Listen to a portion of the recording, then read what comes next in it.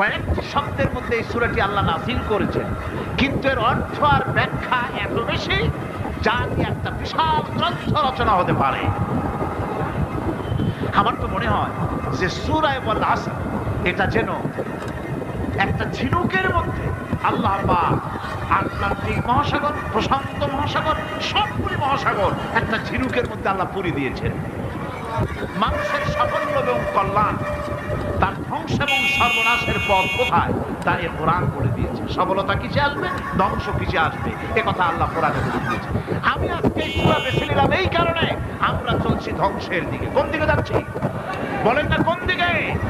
আমার তো মনে হয় হেভিলেনের সেই বংশীবাদক যেন বাঁশি বাজিয়ে চলছে, আর গোটা জাতি তার পেছনে সমুদ্রে ডুবে মরার জন্য অগ্রসর হচ্ছে। বন্ধুগণ, আমি বলতে চাচ্ছি যে আজ